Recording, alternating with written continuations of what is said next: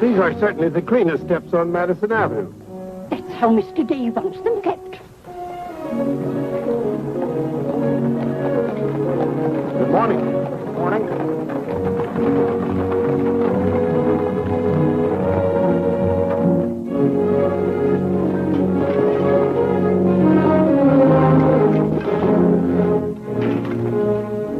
You're new here, aren't you? Just this morning. This is the way Mr. Day gets his milk. Get up.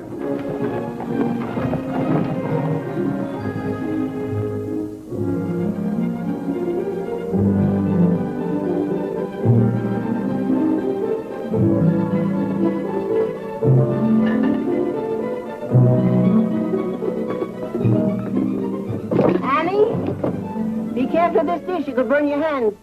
And keep the cover on till you're ready to serve them. Mr. Day likes his muffins hot. I'll do that.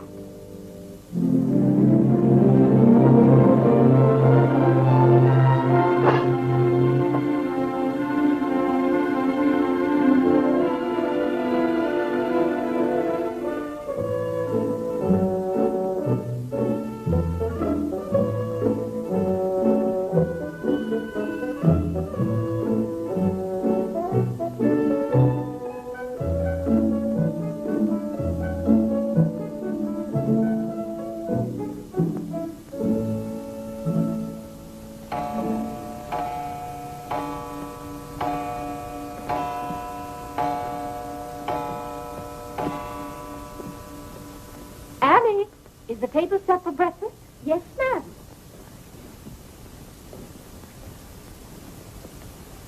Good morning, ma'am. Good morning, Annie. How are you getting along? All right, ma'am. I hope. Now, don't be nervous just because this is your first day. Everything's going to be all right. But I do hope nothing goes wrong. Oh, no, Annie. The cream and sugar go down at this end. Oh, I thought in the center, ma'am. Everyone could reach the mace here. Mr. Day sits here. Oh, excuse me. I didn't know where to place the napkins, ma'am. You can tell by the rings. The boys have their initials. C for Clarence. He sits here. J for John. Here. W for Whitney. He sits over there, next to his father. And the one with the little dog on it is Harlan's, of course. He's the baby. This narrow, plain one is mine. And this is Mr. Day's. It's just like mine, except that it got bent one morning. Oh, and that reminds me, Annie, always have Mr. Day's coffee piping hot. Yes, ma'am. And whenever Mr. Day speaks to you, just say yes, sir. Don't be nervous. You'll get used to him. Yes, oh, that beautiful rubber plant. I'm so glad it came. You mustn't water it every day. Too much moisture makes it very unhappy. Oh, good morning, Mother. I thought you were still upstairs. Good morning, Clarence. Father must be talking to himself. A redhead. Did you sleep well, Mother? Yes, thank you, dear. Golly, I'm hungry. Oh, and Annie, we always start with fruit in the morning, except the two younger boys who have their porridge and milk. Jiminy, another wreck on the New Haven. That always disturbs the stock market. Father won't like that. I do wish the New Haven would stop having wrecks if they knew how it upsets your father. My soul and body, Clarence, what's happened to your coat? Oh, it ripped open again. Margaret mended it for me, but it won't stay mended. Oh, dear. Well, I'll just have to speak to your father about a new suit of clothes. Clarence, why did you take my H2S so far out of our clothes closet? I've told you 100 times that closet's not to make experiments in. Two. Good morning, Mother. John, have you been making those chemical smells again? No, Mother. I'm making an electric battery. It'll ring a bell and everything. You know your father doesn't like electricity. But, Mother, everything's going to be electricity. Not in this house. Oh, God! What's the matter, Claire? What's wrong? Where's my necktie? Which necktie? The one I gave you yesterday. It isn't pressed yet. I forgot to give it to Margaret. I told you distinctly I wanted to wear that necktie today. You've got plenty of neckties. Put on another one right away and come down to breakfast. I don't know what this world's coming to. Mother, may I have my breakfast early? I'm going to play baseball. 3. Whitney, before you leave the house, you have to study your catechism. But, Mother, they're going to let me pitch today. Good morning. Who won? The Giants, 7-3. Buck Ewing hit a home run. Let me see. Boys, don't wrinkle the paper before your father sees it. Mother, Could you ask me my catechism now? I think I know it. Well, let's see. What is your name? Whitney Benjamin. Who gave you your... Come and help me down, Mother. There are steps to come down, Mom. Good morning, darling. Good morning, Mother. How's your finger? It itches. Good, that's a sign it's getting better. Come along. Oh. Let's see, what was I doing? Oh, yes, the catechism. Who gave you your name? My sponsors in baptism, wherein I was made a member of Christ, the child of God, and an inheritor of the kingdom of heaven. Mother, if I hadn't been baptized, wouldn't I have any name? Not in the sight of the church. What did your sponsors then for you? They did promise and vow 3 things in my name. First, that I should renounce the devil and all his works, the false vanity of this wicked world, and all the sinful lust of the flesh. And secondly, that I believe all the articles of the Christian faith. And thirdly, that I should keep God's holy will and commandments, and walk in the same all the days of my... Good morning, boys. Good morning. Good morning. Morning, Father. Father. Morning, Vinny. Have a good night? Yes, thank you, Claire. Good. Sit down, boys. What's that thing doing in here? Claire, that's our new rubber plant. Place for rubber plants is on the equator. Take that object out, Catherine. You're not Catherine? No, sir. Good. Never liked Catherine anyway. Thank you, Clarence. Put it somewhere else, Annie, but not too near a window. Sit down, Harlan. Thank you, dear.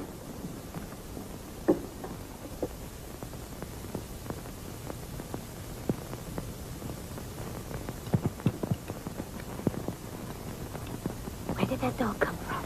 She'll behave, Mother. I'll talk to her. What did you say? Claire, that new suit looks very nice. Blasted tight. You put on a little weight, dear. Well, I weigh just the same as I always have. Well, Clarence has just managed to ruin the only decent suit he has. I'm sorry, but I'm afraid he'll need a new suit of clothes. Vinny, Clarence has to learn not to be so hard on his clothes. But, Father, I When thought... you start in Yale in the fall, you'll be completely outfitted. But nothing this summer. Can't I have one of your old suits cut down for me? Every suit I own still has plenty of wear in it. I wear my clothes until they're worn out. Well, if you want your clothes worn out, Clarence can wear them out much faster than you can. Yes, and, Father, you never get a chance to wear yours out. Every time you get a new batch of clothes, Mother sends the old ones to the missionary barrel. I guess I'm just as good as any old missionary. Clarence, before you compare yourself to a missionary, remember the sacrifices they made. Oh, I don't know, Vinny. I think my clothes would look better on Clarence than on some Hottentot. Have that dark sack suit of mine cut down to fit you. Oh, thank you, Father. One of Father's suits. Thank you, sir. In return for that, Clarence, I want you to practice more often on your violin. Whitney, don't eat so fast. Well, Father, I'm going to pitch today. But before I go, I have to study my catechism. What do you bother with that for? Because if he doesn't know his catechism, he can't be confirmed. But Vinny, Whitney's going to pitch today. He can be confirmed any old time. Claire, sometimes it seems to me you don't care whether your children get to heaven or not. Oh, Whitney will get to heaven all right. I'll be there before you are, Whitney. I'll see that you get in. And Whitney, when we get to heaven, we'll organize a baseball team of our own. Good. It'd be just like you to try and run things up there. Yeah, from all I've heard about heaven, it seems to be a pretty unbusinesslike place. They could probably use a good man like me. What makes you so sure they'll let you into heaven? Well, if they don't, I'll certainly raise that devil of a row. Claire, I do hope you'll behave when you get to heaven. Now, Vinny. Vinny, how many times have I asked you not to engage a maid who doesn't know how to serve properly? Claire, can't you see she's new and doing her best? How can I serve myself when she's holding that platter over my head? Hold it lower, Annie. What became of the one we had yesterday? I don't know why you can't keep a maid. Oh, you don't. Why on earth can't you run your house the way I run my office? All I want is service. What the devil's that noise? It's Annie. Annie? Who's Annie? The maid. I'll take it, Annie. Claire, aren't you ashamed of yourself? What have I done now? You made her cry speaking to her the way you did.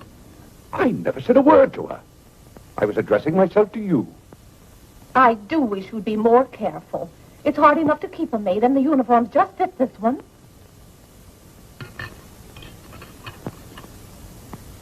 What's the matter, Claire? What's wrong?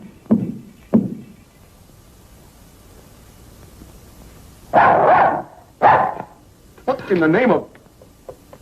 Well, where did you come from? Who do you belong to?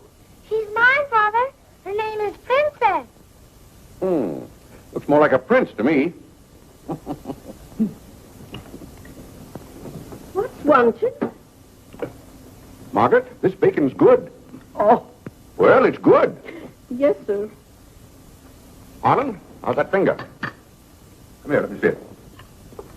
Yes, Father. Ah, yes, that's healing nicely. I guess you'll know the next time that cats don't like to be hugged. It's all right to stroke them, but don't squeeze them. Now go back and finish your oatmeal. I don't like oatmeal. Go on and finish it. It's good for you. But I don't like it. I'll tell you what you like and what you don't like. You're not old enough to know about such things. You've no business not to like oatmeal. It's good. I hate it. That's enough. We won't discuss it. Eat that oatmeal at once.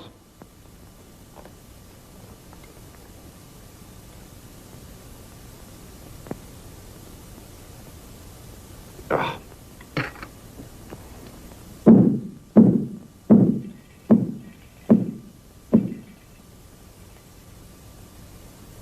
John, that letter's for your mother. I finished my oatmeal, Father. May I be excused? Yes, Whitney, you may go. It's a good game. I will. Whitney? Yes, Mother. My catechism. Never mind this morning, darling. Run along. Thank you, Mother. What's wanted? Margaret, what is this? Coffee, sir. It is not coffee. You couldn't possibly take water and coffee beans and arrive at that. It's slops, that's what it is. Slops. Take it away. I come down to this table every morning hungry. Well, if you're hungry, Claire, why aren't you eating your breakfast? I am. Aunt Judith wants me to come up and visit her. Now, Vinny, I want no more relatives in this house. We are going to live here by ourselves, in peace and comfort. Claire, I was saying Aunt Judith wants me to visit her. Oh, Eat your oatmeal, dear. well, what on earth is this? Dear friend Day, we are assigning you the exclusive rights to Staten Island for selling the Gem Home Pop-Up of popcorn. I think that's for me, Father. But then why isn't it addressed to Clarence Day, Jr.? Oh, it is. I wouldn't get mixed up in popcorn, Clarence. It's too indigestible. Confound it, another wreck on the New Haven. If you please, ma'am, there's $1 due on a package. It's from Lewis and Conger's. Oh, yes, those kitchen knives I ordered. Make a memorandum of that, Vinny. $1, and whatever it was for. Of course, Claire. I must have a record of what is spent running this house. I've never understood what good a record is after the money's gone.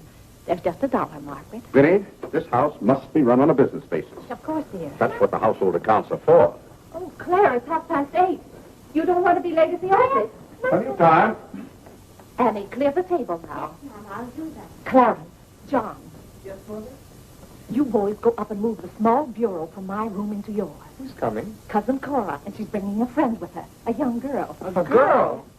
You'll have to help entertain her, Clarence. Oh, Mother, do I have to? Wait till Father finds out we've got visitors. There'll be a rumpus. John, don't criticize your father. He's very hospitable.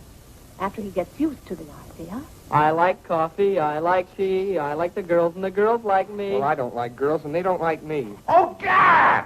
Go on, boys, go on.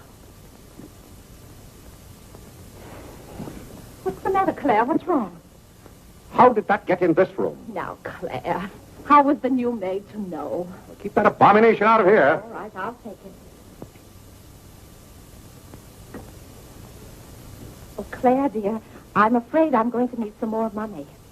You were complaining about the coffee this morning.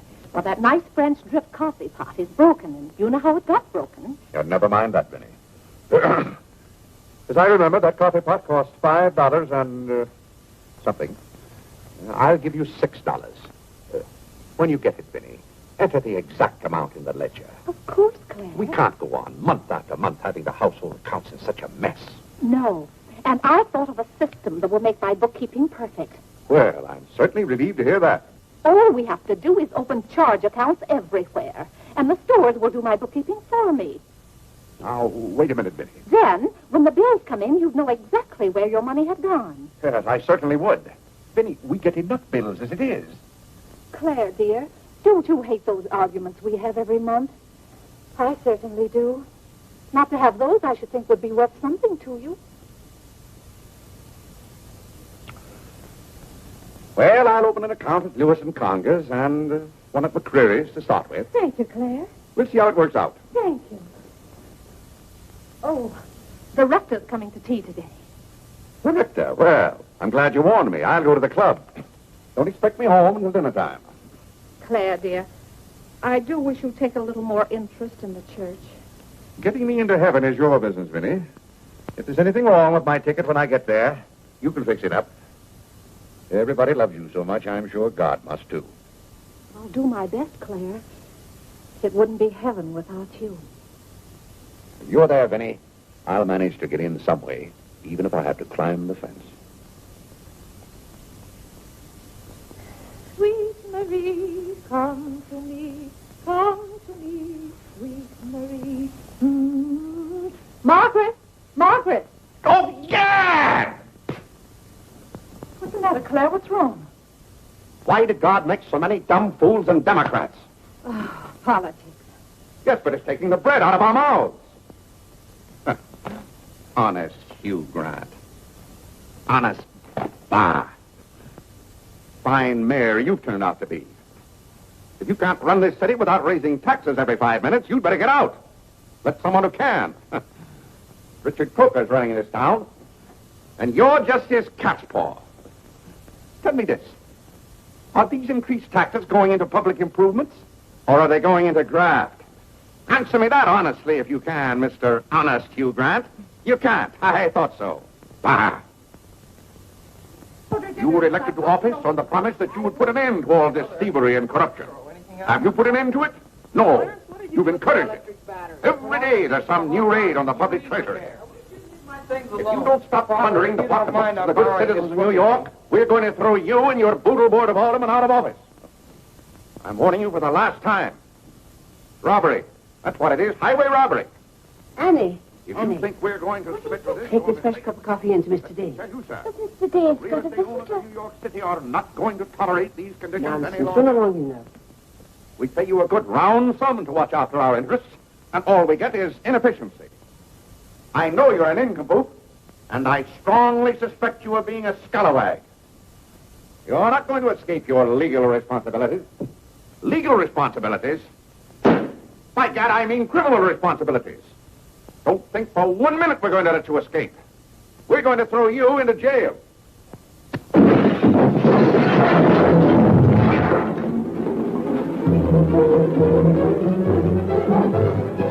Annie, are you hurt? He can't throw me into jail. Vinnie? Vinnie, why can't I have quiet here in the morning? Claire, what happened? It sounded to me as though that maid dropped a whole tray of dishes. Yes, but what did you say to her? Say to her? I haven't seen her since breakfast. I've got to get to the office. Oh, yes, Claire, you don't want to be late. I'll be home in plenty of time for dinner. Why don't we have chicken fricassee tonight? Well, Claire, chicken's gone up. It's 8 cents a pound.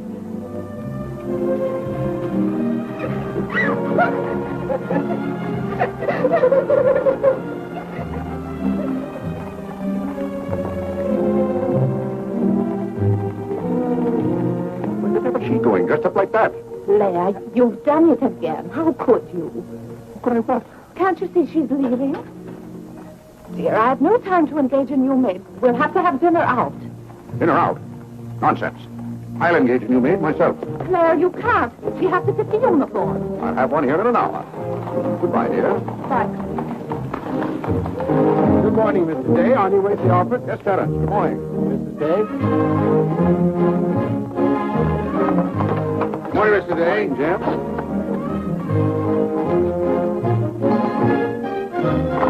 Get here. Get here.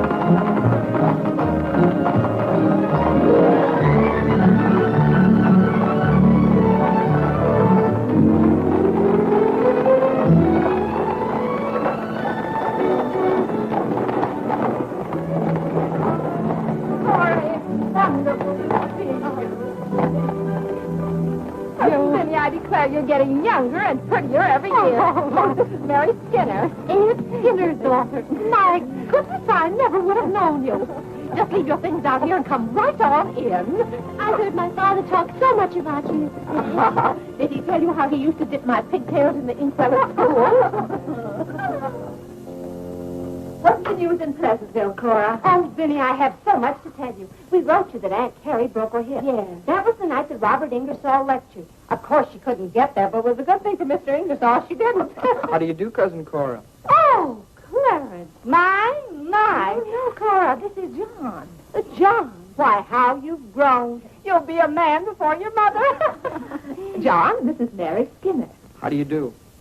How do you do? Vinny, everybody in Pleasantville sends their love. Oh. Grandpa Everett, Cousin Edith, Aunt Hattie, the Taylors. Oh, just everybody. Cora, how is Grandpa Everett? Oh, he hasn't been at all well. You know he only has one kidney, and that's floating. How do you do, Cousin Cora? I'm glad to see you. This can't be Clarence. Yes, it is. My.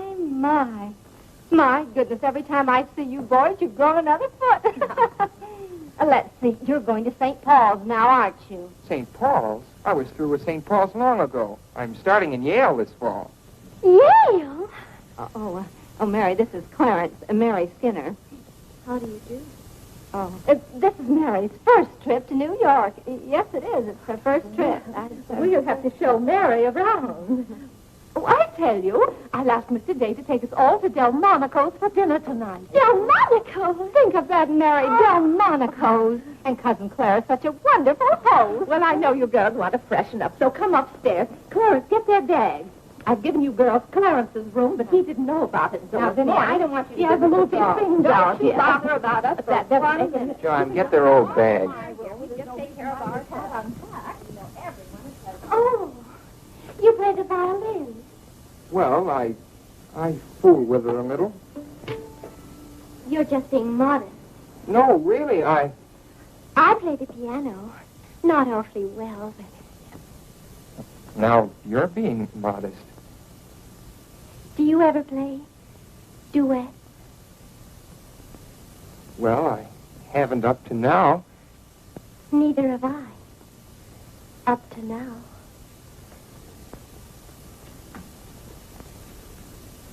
Cora didn't tell me about you. I never met a Yale man before.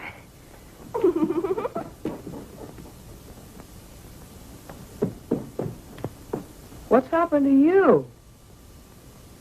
Nothing. I feel fine.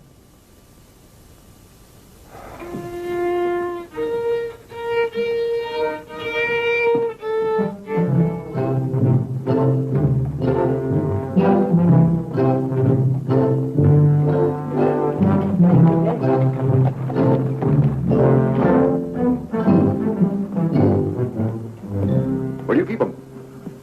Do you wish a domestic servant? Where do you keep them? I will take your name and address. Confound it, I'm late at the office now. If you will give me the details as to what kind of person you require. I'm asking you where you keep them. Why, the girls are in there. But clients are not allowed in that room. If you will tell me the kind of a position you wish to have filled, I'll be very glad to...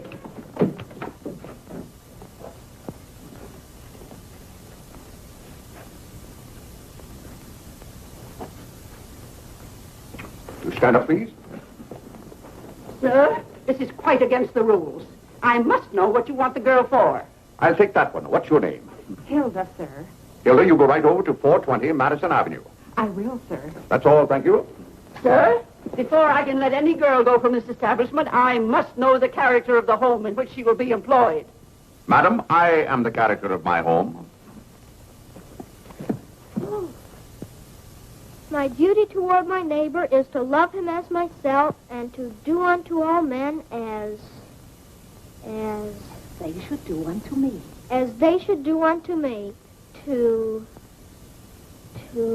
He really knows it. Well, he's done very well for so young a boy. May I go now? Yes, darling. Thank you, Dr. Lloyd. Not at all. Come on, Harlan. Wait for me. Ah, you and Mr. Day must be very proud of your children. I was hoping I'd find Mr. Day at home this afternoon. Well, he's usually home from the office by this time. Perhaps he's gone for a gallop in the park. It's such a fine day. He's very fond of horseback riding, I believe. Oh, yes. Tell me, has he ever been thrown from a horse? Oh, no. No horse would throw Mr. Day. I just thought he might have had some accident. I notice he never kneels in church. Oh, that's no accident. But I don't want you to think he doesn't pray. He does. Why, sometimes you can hear him all over the house. But he never kneels. Ah, perhaps that's Mr. Day now. I hardly think so. Oh, the devil, I forgot. Claire, you're just in time for tea. I'll send for some hot water. How are you, Dr. Lloyd? It's a great pleasure to have a visit with you, Mr. Day. Mother, are they back yet? No, Clarence, no. Except for a brief glimpse on the Sabbath, I don't see much of you. Well, Claire, did you have a busy day at the office? Devilishly busy. Claire. A very busy day. Tired out. How a man can get tired just sitting at a desk all day, I don't know. I suppose Wall Street is just as much a mystery to you as it is to me, Dr. Lloyd. No, it's all very clear to me. My mind often goes to the businessman. The picture I'm most fond of is when I envision him at the close of the day's work. I see him pausing in his toil, and it comes over him that all those figures of profit and loss are without importance or consequence. Vanity and dust. Well, I'll be... Claire? Yes, ma'am. Delia, some more hot water, please. Yes, ma'am. Who's that? The new maid. Where's the one I sent this morning? The uniform didn't fit. I like the one I picked out better. Claire, Dr. Lloyd wants to tell us about the plans for the new edifice. The new what? The new church. You knew we were planning to build a new church. Of course, we're going to have to raise a large sum of money. Well, personally, I'm against the church hop, skipping, and jumping all over the town. So any contribution I make will have to be a small one. The amount everyone is to subscribe has already been decided. Who decided it? After considerable thought, we voted that our supporting members should each contribute a sum equal to the cost of their pew. I paid $5,000 for my pew. Yes, Claire, that makes our contribution $5,000. That's robbery. Do you know what that pew was worth today? $3,000. That's what the last one sold for. I've taken a dead loss of $2,000 on that pew already. Frank Baggs sold me that pew when the market was at its peak. He knew when to get out. And I'm warning you, Vinny, if the market ever goes up, I'm going to unload that pew. Clarence Day, how can you speak of the temple of the Lord as though it was something to be bought and sold on Wall Street? Now, Mrs. Day, your husband is a practical man. We've had to be practical about the new church. We have all the facts and figures. Oh? What's the property worth where we are now? Oh, let's see. Is it $40,000? I know the figure has a 4 in it. What's the new piece of property going to cost you? I think the figure I heard mentioned was $85,000. Or was it $185,000? Dr. Lloyd, you preach that someday we'll all have to answer to God. We shall indeed. Well, I hope God doesn't ask you any questions with figures in them. Mrs. Day is in the living room. Thank you. It's Cousin Cora. Hmm? She's passing through town. Oh. Well. Oh, hello. Hello. Hello. Thank you for helping me. Come, Mary. Oh, Vinny, what a day. We've been in every shop in town. Why, Cousin Claire. Cora, My. you're as welcome as the flowers in May. This is Mary Skinner, Mr. Day. How do you do? I've been telling Mary all about you. She's been dying to meet you. Well, Dr. Lloyd, I want you to meet my favorite cousin, Miss Cartwright. How do you do? And this is Mary Skinner, Miss Skinner, Dr. Lloyd. How do you do? How do you do? It seems to be a family reunion. I'll just run along. goodbye, Dr. Lloyd. Goodbye, Miss Carter. Goodbye. Goodbye. Oh, Clarence, you haven't said how do you do to Dr. Lloyd. Goodbye, Dr. Lloyd. Goodbye, everybody. I'll go to the door with you, Dr. Thank you, Lloyd. and thank you so much for tea. Those muffins were delicious. Who did you say this pretty little girl is? She's Ed Skinner's daughter. This is Mary's first trip to New York. Oh, sit down, sit down. Have some tea. We had tea downtown. Oh, never mind then. Delia, sit down, sit down. Even if you have had tea, you can stay and visit for a while. As a matter of fact, why don't you both stay to dinner? That's all arranged, Claire. Cora and Mary are going to have dinner with us. Fine, fine. Of course, you just have to take potluck. Well, I'd hardly call it pot. Claire, did you know the girls are going to visit Aunt Judith in Springfield for a whole month? Fine. Now, how long are you going to be in New York, Cora? All week. Splendid. We'll hope to see something of you. Well, you certainly will. Cora, did you find anything you wanted in the shop? Oh, I can't wait to show you. Oh, but I'm afraid some of these packages can't be opened in front of Cousin Claire. Shall I leave the room?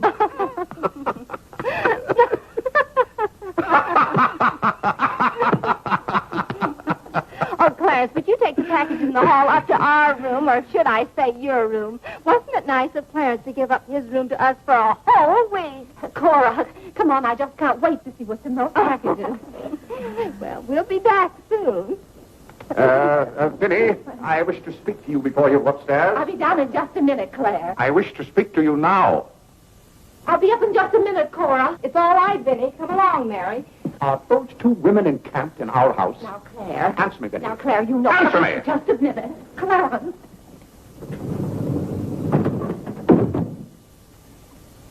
Now, Claire, you know you've always been fond of Cora. What has that to do with her planking herself down in my house and bringing hordes of strangers with her? How can you call that sweet little girl a horde of strangers? Why don't they go to a hotel?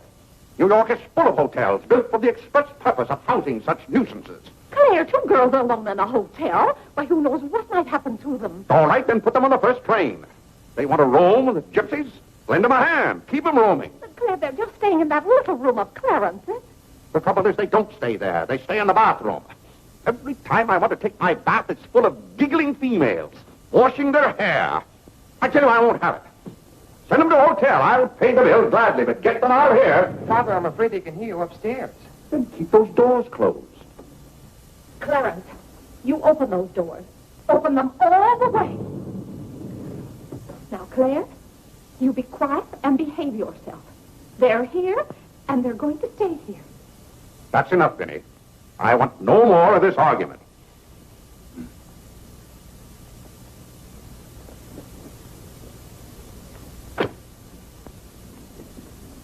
Oh,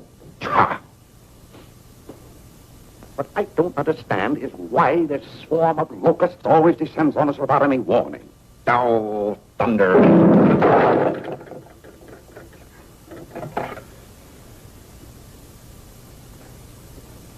Vinny.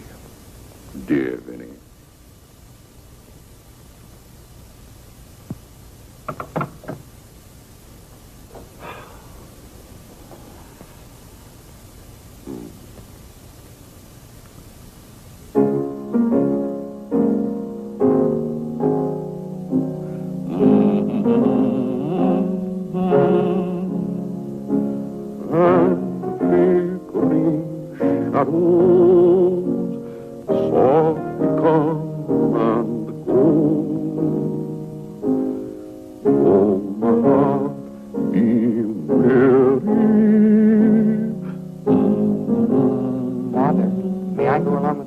Delmonico's? What's that, Delmonico's? You're taking Mother, Cousin Cora, and Miss Skinner to Delmonico's for dinner tonight. Oh, Gad! I won't have it. I won't have it. I will not have my life arranged for me. I bought this house for my own comfort. I will not submit myself to this indignity. Now, Claire, what's the matter? I won't stand it. By heaven, I won't stand it. Clarence. Do I understand that I am not permitted to have dinner in my own home? Claire, a little change will do you good.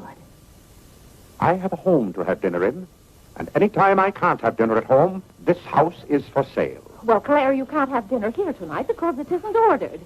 And besides, Cora and Mary want to see something of New York. Well, that's no affair of mine. I am not a guide to Chinatown and the Bowery. Oh, Mr. Day, I just love your house. I could live here forever.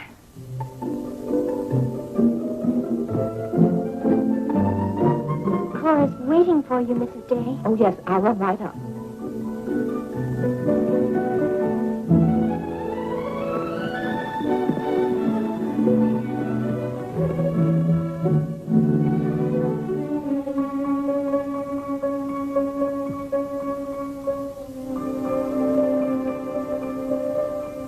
I'm glad you like our house, Miss Skinner. I like it very much, Mr. Day. Praise from a stranger is approbation indeed. At home, our living room is green. I like green. I like green, too. Red's my favorite color. It's an interesting thing about colors. Red's a nice color in a house, too, but outside, too much red would be bad. I mean, for instance, if all the trees and the grass were red. Outside, green's the best color. That's right. I never thought of it that way. But when you do think of it, it's quite a thought. I bet you make your mark at Yale. Oh. My mother wants me to go to college. Do you believe in girls going to college? I guess it's all right if they want to waste that much time. Before they get married, I mean. I'm glad you're fond of music, Mr. Day. Oh, look, a new youth companion. John enjoys the youth companion. John. Won't you sit down? Oh, thank you. It tells all about connecting batteries and series. John, Miss Skinner and I were talking. Oh, that's all right. You won't bother me. Jiminy, that's where I made my mistake. I didn't mix enough blue vitriol with it.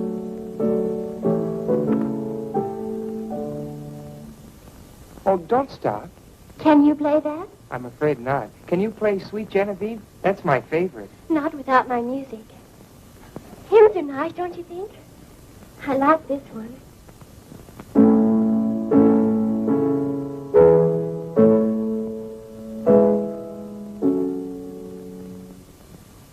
That's funny. The words are the same, but it's the wrong tune. Oh, it can't be the wrong tune. We sing it exactly that way in church. We don't sing it that way in the Methodist church. You see, we're Methodists. Oh, that's too bad. Oh, I don't mean it's too bad that you're a Methodist. Anybody's got a right to be anything they want, but what I mean is, we're Episcopalians. Yes, I know. Anyway, the words are the same. Shall we begin?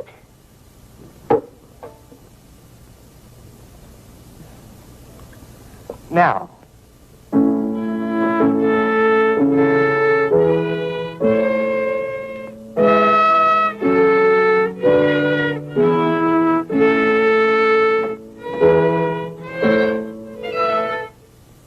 Oh, dear. Well, what's wrong? Shall we try again?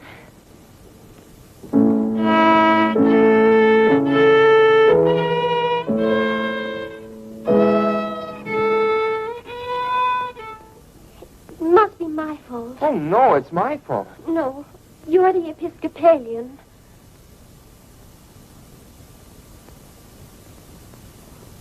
I just remembered something. My father was an Episcopalian. He was baptized an Episcopalian. He was an Episcopalian right up to the time he married my mother. She was the Methodist.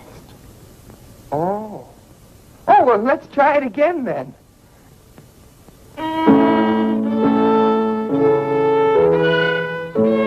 Well, Clarence, if you're going to Delmonico's with us, you'd better get dressed. Am I going to? Jiminy.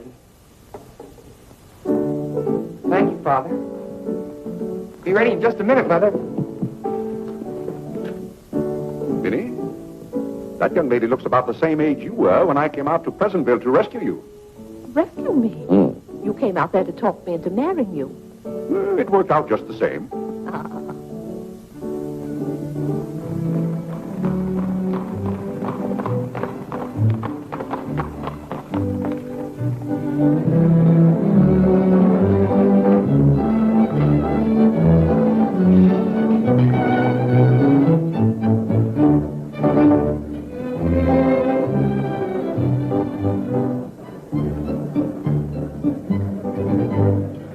L'addition, François. Oui, monsieur, tout de suite. Louis, l'addition pour monsieur Day. Oui, monsieur. Alors, vite, vite. Tout de suite. Alors, vite, vite. Cette sauce diable était délicieuse. Merci, monsieur. Je suis content que monsieur soit satisfait. Merci, monsieur. Bon. French. Oui. No cooking like the French. Claire, it was so nice of you to invite Cora and Mary here their first night. It's been a pleasure. Mr. Day, have you always been an Episcopalian? I've always gone to the Episcopal Church, yes. But you weren't baptized a Methodist or anything, were you? You were baptized an Episcopalian? Come to think of it, I don't believe I was ever baptized at all. Claire, that's not very funny, joking about a subject like that. I'm not joking. I remember now, I never was baptized. Claire, that's ridiculous. Everybody's baptized. What? I'm not. No one would keep a little baby from being baptized. You know father and mother, free thinkers, both of them. They thought their children should decide those things for themselves. But Claire... I remember when I was 10 or 12 years old, Mother set out to give some thought to it, but I never got around to having it done to me. Claire, do you know what you're saying? Yes, I'm saying I've never been baptized.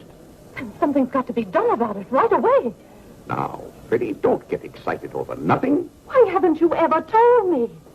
Well, what difference does it make? I've never heard of anyone who wasn't baptized. Even the savages in darkest Africa. It's all right for savages and children. But if an oversight was made in my case, it's too late to correct it now.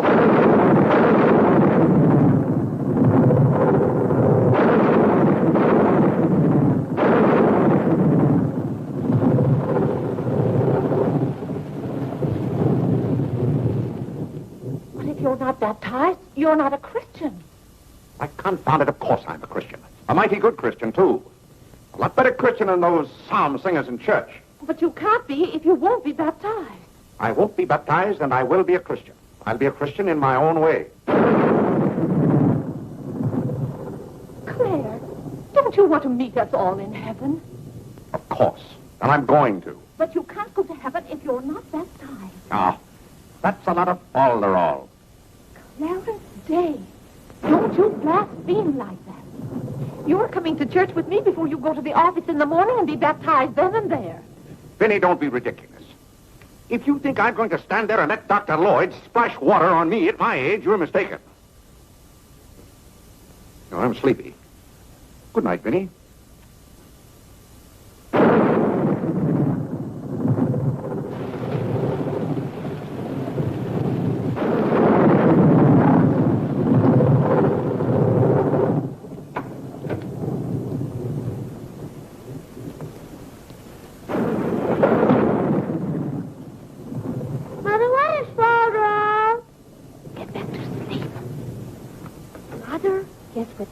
Father hasn't been baptized, he hasn't any name. In the sight of the church, he hasn't any name. That's right. Maybe we're not even married.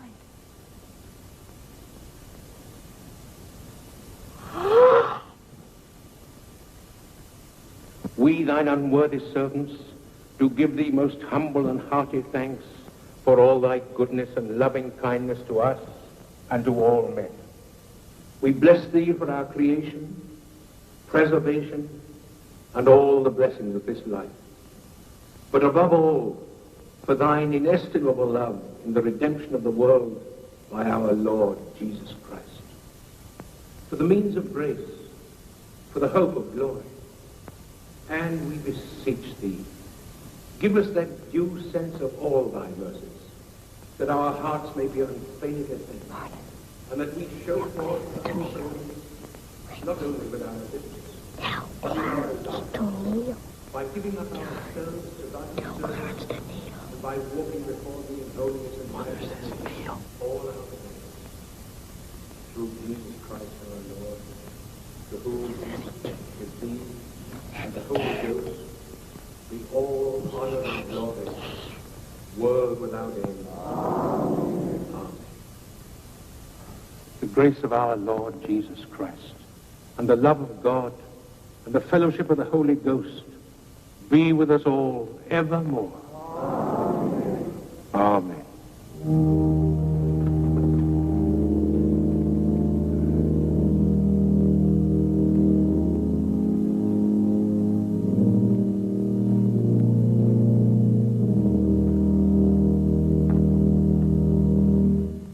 so, my friends, what comfort and security it gives us when we have reached the age of understanding to know that the rite of baptism has not been neglected in our infancy or youth. Can you imagine any man who has reached maturity with the knowledge that he had never been baptized, failing to hasten to the holy font that his soul might be saved? As it says in the baptismal office, except a man be born of water and of the Spirit, he cannot enter into the kingdom of God. He that believeth and is baptized shall be saved, but he that believeth not shall be damned. What's that follow-up to? He can't be. Which also showeth us the great benefit we reap thereby. He that is baptized showeth great benefit. No, Father. But he that believeth not, Father, cannot enter into the kingdom of God. Says, for the promise is to you, to your children. Doubt ye not, therefore, but earnestly believe.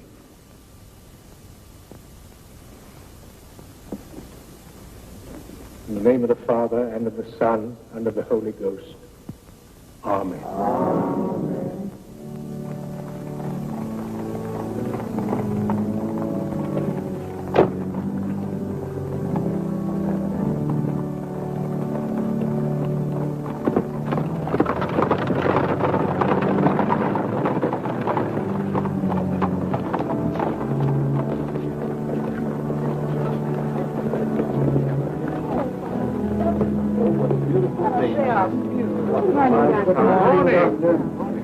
This is William Tyler Wickersham. And this is Wilhelmina Eugenia Wickersham. What a lovely day for them to be baptized. Happiest day of my life.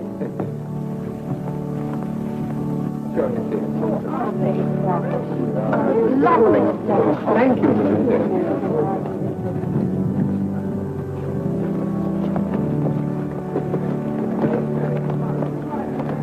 Claire, you know I didn't ask Dr. Lloyd to do that. You must have said something. Well, I had to find out from him if we were really married. I am married and I'm not baptized. And as far as I'm concerned, the whole congregation can know it. They certainly know it now. That suits me. I don't go to church to be preached at as though I were some lost sheep. Claire, you don't seem to understand what the church is for. Minnie, if there's one place the church should leave alone, it's a man's soul.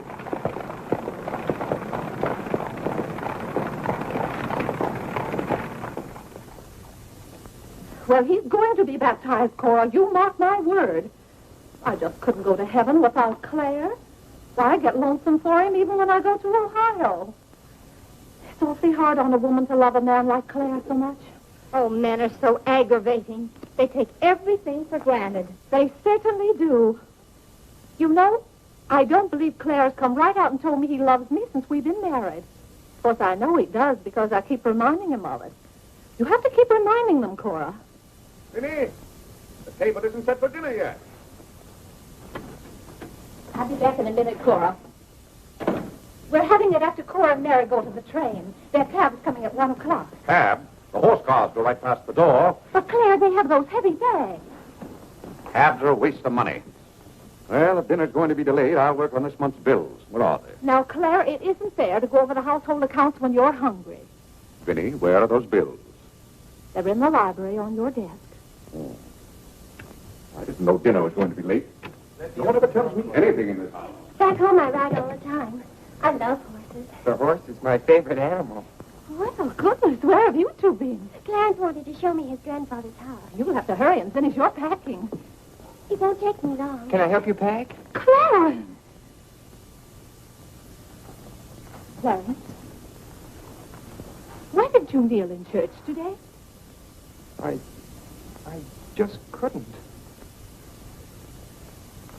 If it's because your father doesn't kneel, you must remember he wasn't brought up to kneel in church. But you were. Has it anything to do with Mary? I know she's a Methodist. Oh, no, Mother Methodist kneel. Mary told me. They don't get up and down so much, but they stay down longer. Clarence, you want to kneel, don't you? Oh, yes, I wanted to kneel today. I tried. You saw me try, but I just couldn't. But is that suit of your father's too tight for you?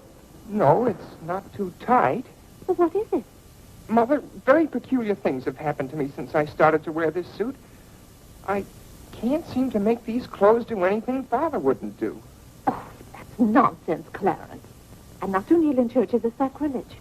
Making Father's trousers kneel seemed more of a sacrilege. Clarence! Do you know what happened at Dora Wakefield's party for Mary last night? We were playing musical chairs, and some girl sat down suddenly right on my lap. Well, I jumped up so fast she almost got hurt. She was sitting on Father's trousers. Oh, Mother, I've got to have a suit of my own.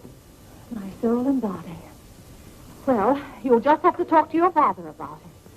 I'm sure if you approach him the right way, you know, tactfully, he'll see. Oh, excuse me. Gracious. It didn't take you very long. Well, I'll see about your box lunch for the train. Remember, it's Sunday.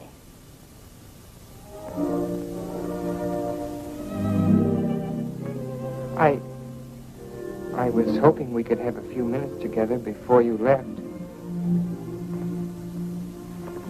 Cora had so much to do, I wanted to get out of her way. Well, didn't you want to see me? I did want to tell you how much I've enjoyed our friendship. Oh, hello. Mother told us to sit in the living room till dinner's ready. Not on the best sofa. Hello.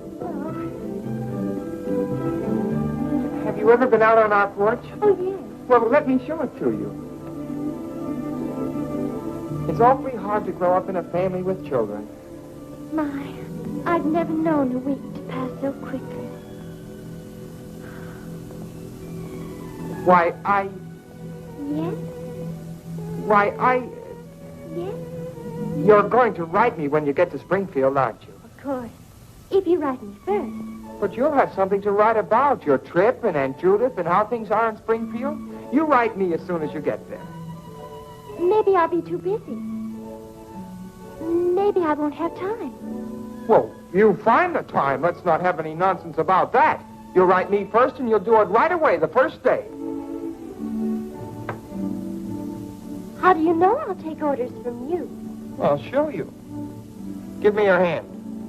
Why should I? Give me your hand, confound it. What do you want with my hand? I just wanted it.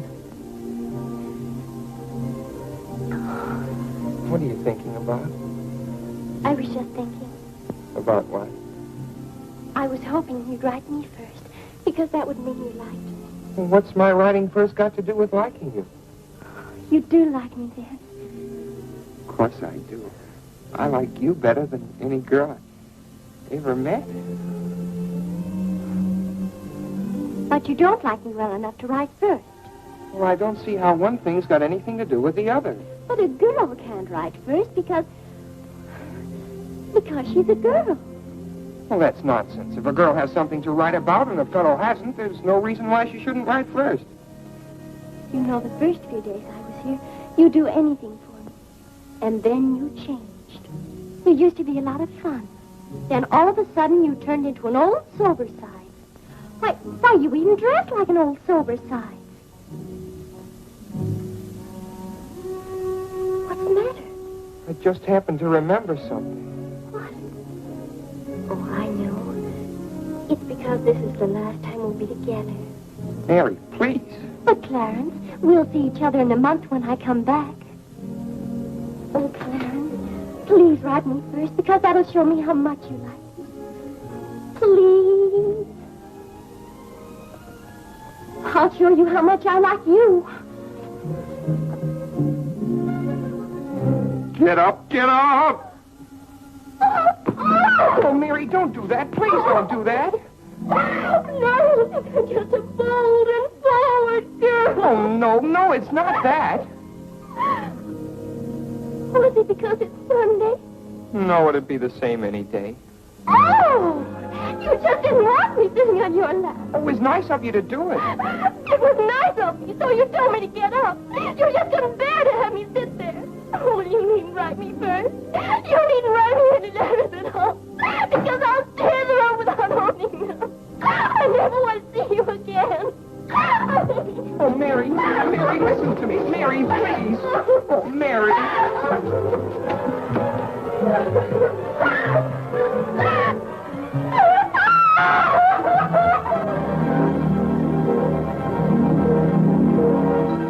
Clarence! Yes, Father? That young lady's crying. She's in tears. What's the meaning of this? I'm sorry, Father. It's all my fault. Nonsense. What's that girl trying to do to you? Well, no, she wasn't. It was... Well, whatever the quarrel was about, Clarence, I'm glad you held your own. Father, I have to have a new suit of clothes. You've got to give me the money for it. Young man, do you realize that you're addressing your father? I'm sorry, Father. I apologize. But you don't know how important this is to me. A new suit of clothes is so important. Oh, why should... Clarence, has your need for a new suit of clothes anything to do with that young lady? Yes, Father. Now, Clarence, this comes as quite a shock to me. What does, Father? You're being so grown up. Still, I might have known if you were going to college this fall. Yes, you're at the age when you'll be meeting girls. Clarence, there are things about women that I think you ought to know. Sit down.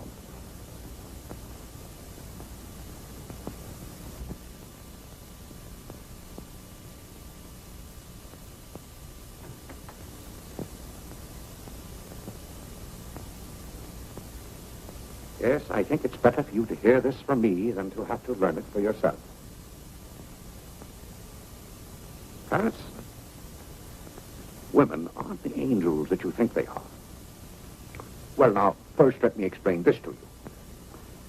You see, Clarence, we men have to run this world, and it's not an easy job. It takes work, and it takes thinking. A man has to reason things out. Now, you take a woman. A woman thinks... No, I'm wrong right there. A woman doesn't think at all. She gets stirred up. And she gets stirred up over the most confounded things. Now, I love my wife just as much as any man, but that doesn't mean that I should stand for a lot of falderall. By gad, I won't stand for it. Stand for what, Father? That's the one thing I shall not submit myself to. Clarence, if a man thinks a certain thing is wrong, he shouldn't do it. If he thinks it's right, he should do it. Now, that has nothing to do with whether he loves his wife or not. Who says it has, Father? They do. Who, sir? Women. They get stirred up. And then they try to get you stirred up, too. But don't you let them do it, Clarence. Don't you let them do it. Now, if you can keep reason and logic in the argument, a man can hold his own, of course. But if they can switch you, pretty soon the argument's about whether you love them or not. I swear I don't know how they do it. But don't you let them, Clarence. Don't you let them. I see what you mean so far, Father. If you don't watch yourself, love can make you do a lot of things you don't want to do. Exactly. But if you do watch out and know just how to handle women, then you'll be all right. All a man has to do is be firm. You know how sometimes I have to be firm with your mother. Yes, but Father, what can you do when they cry? Well, that's quite a question. You just have to make them understand that what you're doing is for their good. I see. Now, Clarence, you know all about women.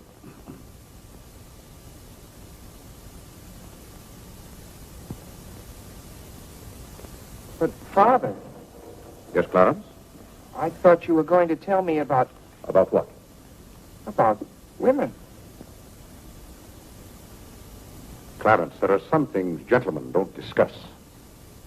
I've told you all you need to know. The thing for you to remember is be firm.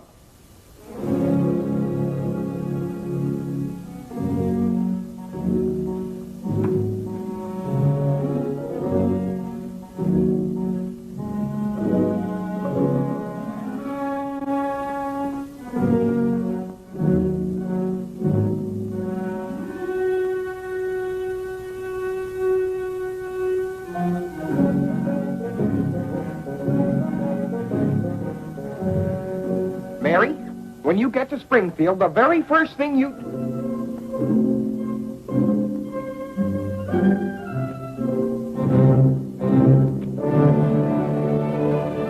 Oh, God! What's the matter, Claire? What's wrong? Sit down, Vinny. Oh, Claire, Cora and Mary are leaving any moment Sit down. now. Vinny, you know I like to live well, and I want my family to live well. But this house must be run on a business basis. I must know how much money I'm spending and what for.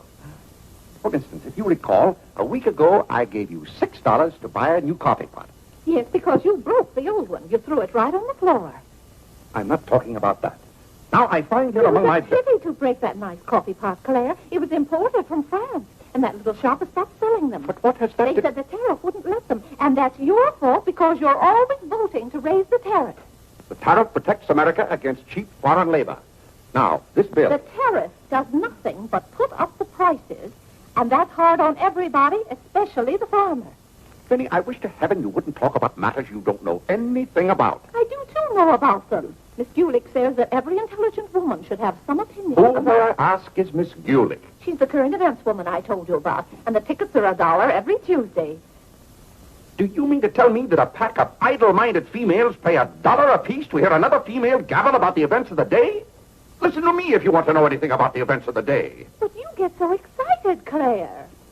And besides, Miss Gulick says that our president, whom you're always belittling, prays to God for guidance. Vinny, what happened to that $6? What's $6? I gave you $6 to buy a new coffee pot. Now I find that you apparently got one at Lewis in Congress and charged it. Here's the bill. One coffee pot, $5. So you owe me $1, and you can hand it right over. I'll do nothing of the kind. What did you do with that $6? Well, Claire, I can't tell you now, dear. Why didn't you ask me at the time? I give up. Wait a minute. I spent $4.50 for that new umbrella, Now we're getting somewhere. One umbrella, $4.50. and that must have been the week I paid Mrs. Tobin for 2 extra days washing. Mrs. Tobin. That's $2 more. $2. That makes $6.50, and that's another 50 cents you owe me. I don't owe you anything. What you owe me is an explanation of where my money's gone. I do the best I can to keep down expenses. You know yourself, Cousin Phoebe spends twice as much as we do. Don't talk to me about your cousin Phoebe. You talk about your own relatives enough. That's not fair, Vinny. When I talk about my relatives, I criticize them. I can't even speak of Cousin Phoebe. You can speak about all you want to. But I won't have cousin Phoebe or anyone else dictating to me how to run my house.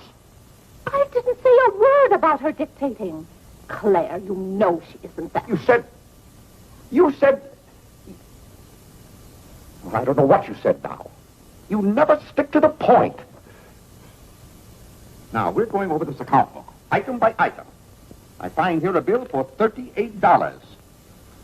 I don't know what you expect of me. I tire myself out chasing up and down those stairs all day long, trying to look after your comfort, to bring up our children. I do the mending and the marketing. Now you want me to be an expert bookkeeper, too.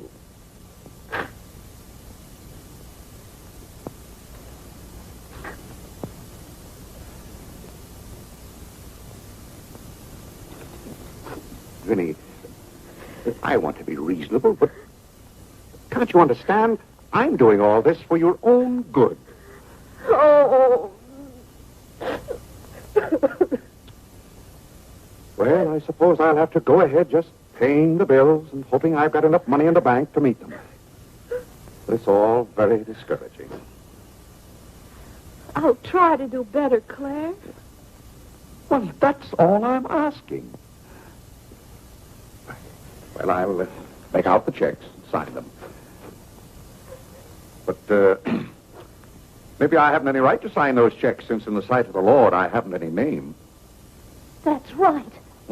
Claire, to make those checks good, you'll have to be baptized right away. Vinny, the bank doesn't care whether I've been baptized or not. Well, I care. And no matter what Dr. Lloyd said, I'm not sure we're really married. Vinny, we have 4 children. If we're not married now, we never will be. Claire, Dr. Lloyd said this morning. That's all, Vinny. Hadn't you better go tell Whitney to watch for the cab? Not before you give me that $1.50. What $1.50? That $1.50 you owe me. I don't owe you any $1.50. I gave you money to buy a coffee pot for me, and somehow it turned into an umbrella for you. But Clarence Day, what kind of man are you? Quibbling about $1.50 when your immortal soul is in danger. And what's more, All right. All right.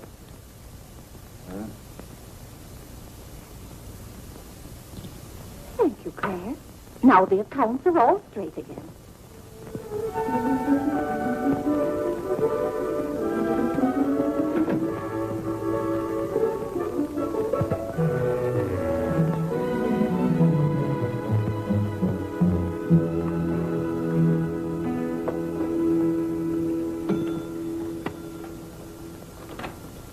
What were you doing down there? I'm setting up this new burglar alarm. I invented it myself. Have you got any money you can lend me? No, you owe me 30 cents now. Well, I'll give you my stamp collection and my piece of John Wilkes Booth finger. How much? Enough to get a new suit of clothes? If you can wait a month till I hear from the patent office in Washington, I may be rich. Well, I can't wait that long. Maybe I could get it sooner. I'm going to look into something else tomorrow. Wanted, an energetic young man to sell household necessity. Liberal commission. Applied 312 with... John, let me have this job. Why should I give you my jobs? They're hard to get. But I've got to get a new suit of clothes. Maybe I could get the job for both of us. I'll ask the man.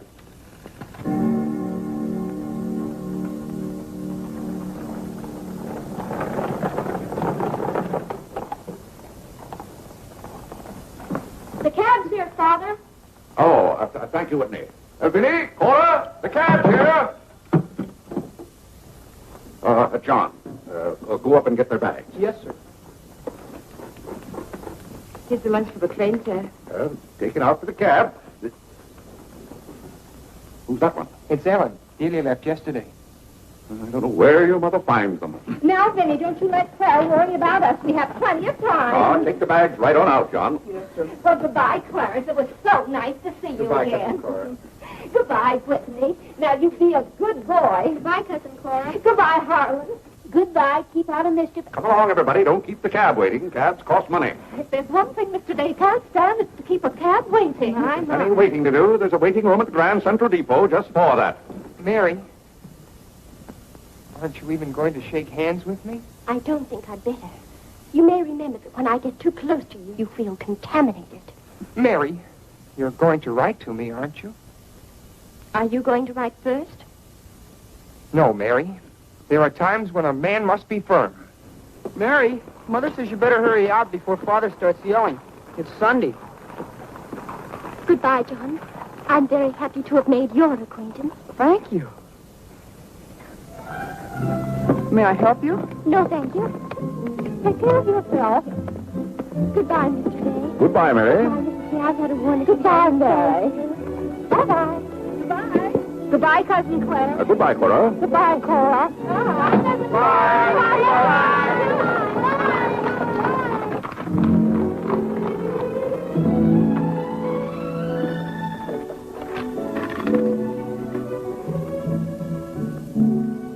Dear Mary. My duty toward my neighbor is to love him as myself and to do to all men as I would they should do unto me. Has Father gone to the office yet? Come on, let's go to the ball field. I've got to guard this box till John comes back. It's his burglar alarm. It wouldn't work, so he fixed it.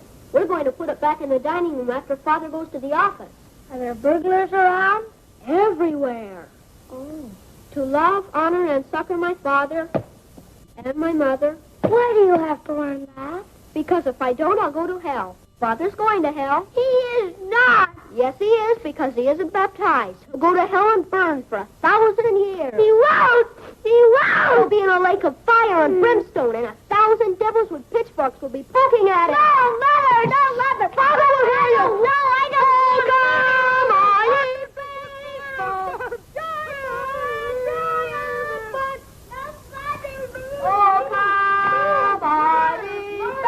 That noise. Just singing, Father. You boys be quiet. You know your mother isn't feeling well. Yes, Father.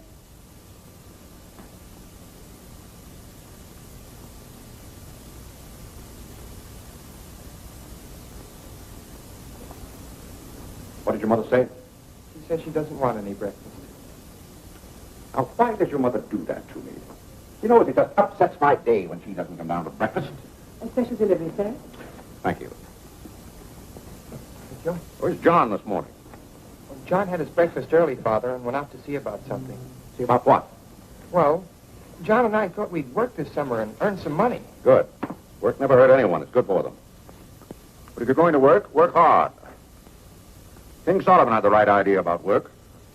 Whatever thy hand findeth to do, Solomon said, do thy doggonedest. Well, I don't understand this at all. Here's a letter from some woman I never even heard of. Oh, Father! Oh, Gad!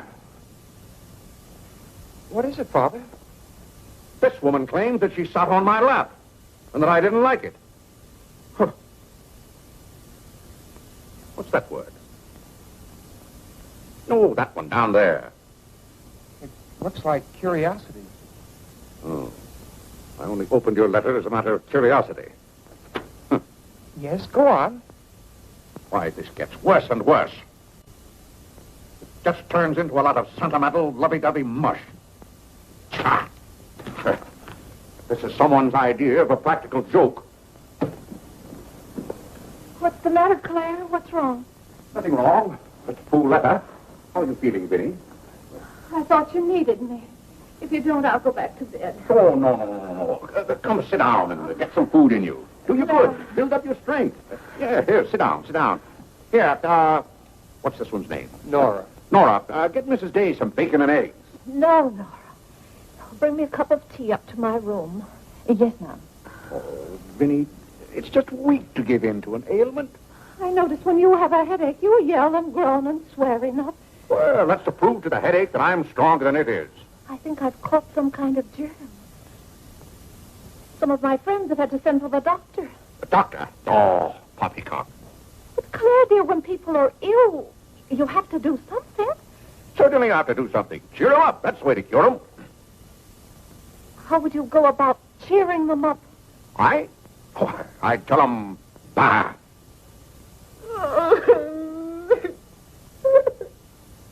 What have I done now? Oh, Claire, hush up.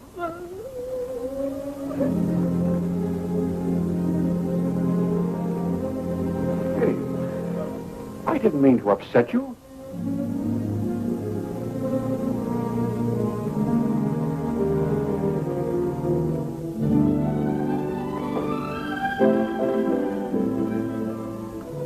Dear Clarence.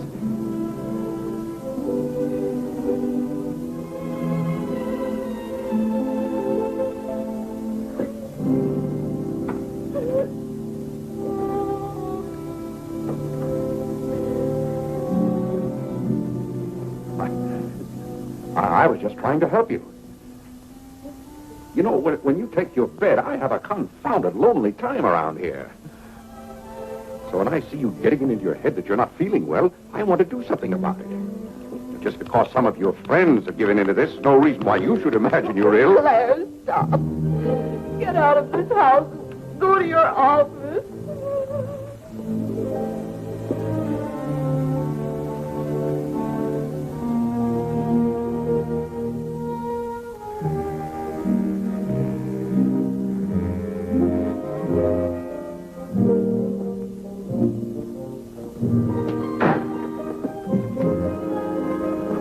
Did you get the job? Yes, for both of us. Look, I've got it with me. What is it? Medicine. Medicine. You took a job for us to go out and sell medicine? But it's wonderful medicine. Look what it cures.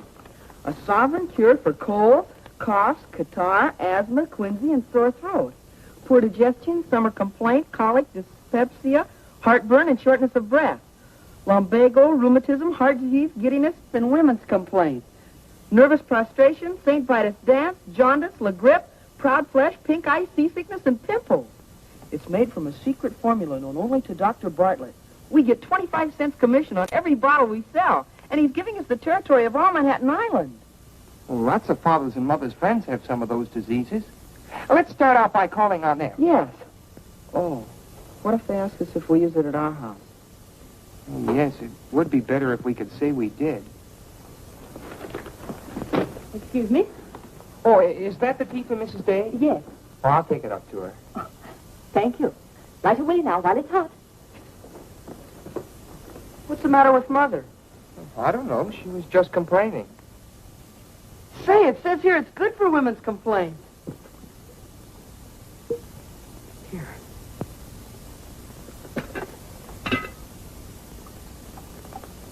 For Chesapeake and Ohio and 8. New York Central, 3/4. I'd like to see Mr. Day about those Morris and Essex apartments. They're very busy this morning. You'll have to wait.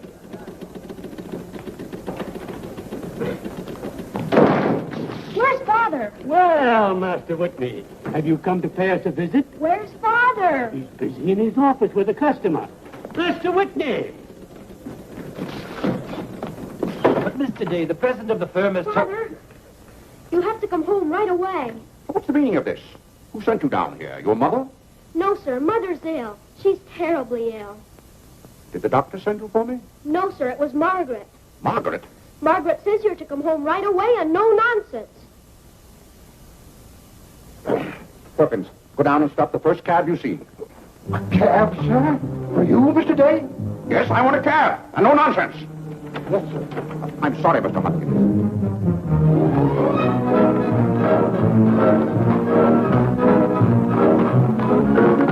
Confound you, can't you go any faster? All right. Here.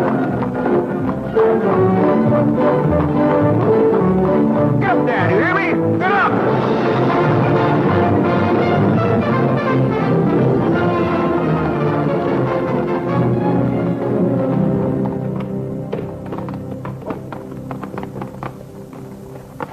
Oh, Doctor, how is Mrs. Day? She's a pretty sick woman. Oh, what's wrong with her? Well, do you know or don't you? What did Mrs. Day have for breakfast this morning? Not a thing. I tried to get her to eat something, and she wouldn't. I can't understand it. Understand what? These violent attacks of nausea. It's almost as though she were poisoned. Poison? Let me take your cab. I'll try not to be gone more than 10 or 15 minutes. And, Mr. Day, you're not to go into a room. You'd better get her well. Right away, or you'll hear from me. Turn west on 47th Street. Yes, yes.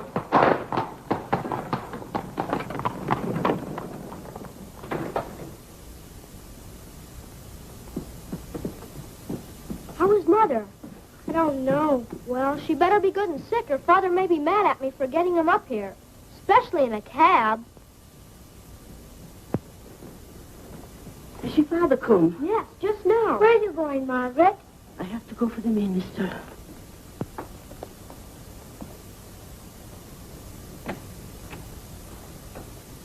I guess the minister's coming to baptize Father, so I won't have to go to hell.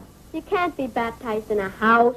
You've got to have water. We have lots of water. Not the right kind.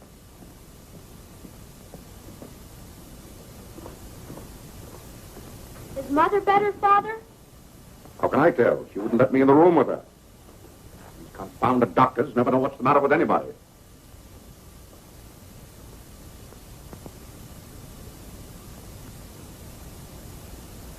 Father, Yes? Mother's going to get well, isn't she? Of course she's going to get well.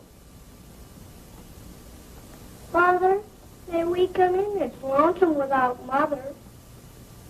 Yes, it is Harlem. It's lonesome. Come in, boys.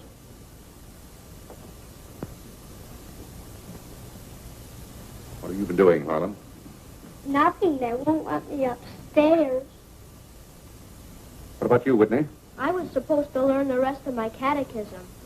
Will you hear me, Father? Yes, Whitney, I'll hear you. Start here. How many parts are there in a sacrament? 2. The outward visible sign and the inward spiritual grace. What is the outward visible sign or form in baptism? Water, wherein the person is baptized in the name of... You haven't been baptized, have you, Father? Whitney, what is the outward visible sign? Water, wherein the person... You don't know it well enough, Whitney. You'd better go and study it some more. You want me to read to you, Harlan? Father, are they going to put you into hell? Whitney, take Harlan with you.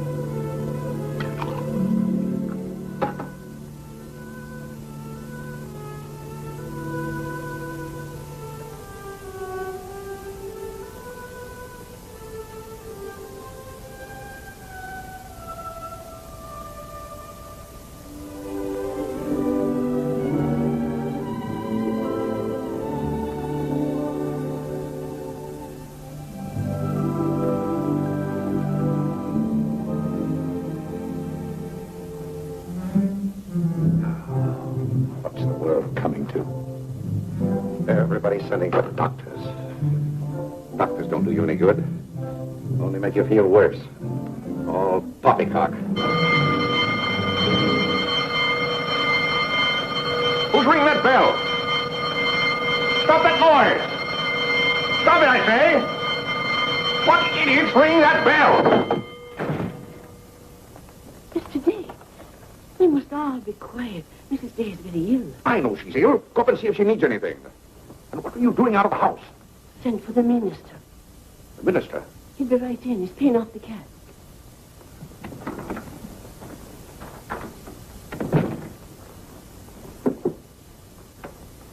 I was deeply shocked to learn the serious nature of Mrs. Day's illness.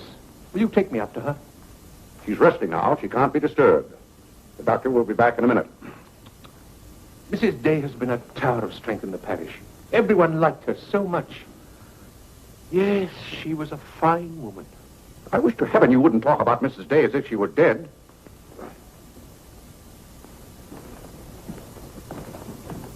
Is the doctor back yet? No. Does she need him? Well, she's kind of restless. She's talking in her sleep and twisting and turning.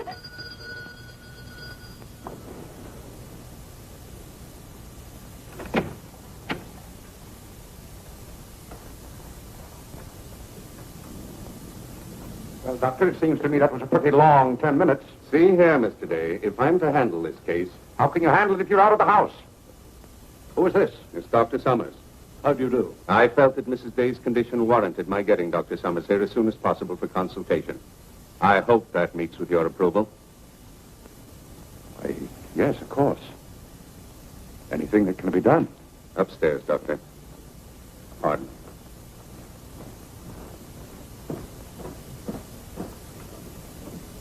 Mrs. Day is in good hands now, Mr. Day. There's nothing you and I can do at the moment to help. Dr. Lloyd. Yes? There's something that's troubling Mrs. Day's mind. Oh? I think you know what I refer to. Yes. You mean the fact that you've never been baptized? Yes, I gathered that you knew about it from your sermon last Sunday. But let's not get angry. I think something had better be done about it. Yes, Mr. Day? When the doctors get through up there, I want you to talk to Mrs. Day. I want you to tell her something. Why, I'd be glad to. You're just the man to do it. She shouldn't be upset about this. I want you to tell her that my being baptized would just be a lot of confounded nonsense. But, Mr. Day... No, she'd take your word on a thing like that. And we both must do everything we can to help her now. But the solution is so simple. It would take only your consent to be baptized. That's out of the question. And I'm surprised that a grown man like you would suggest such a thing.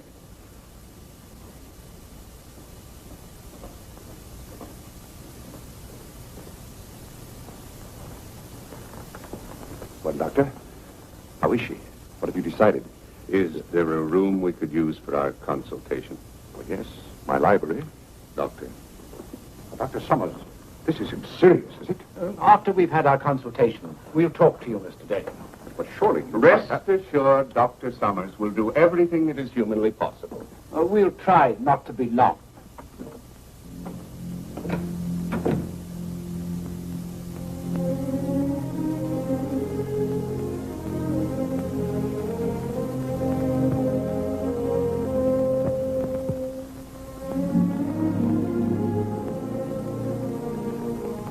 Tell me, this Dr.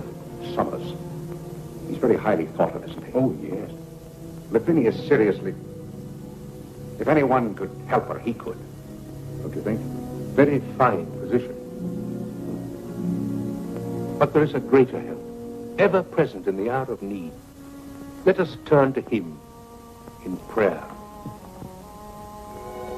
Let us kneel and pray.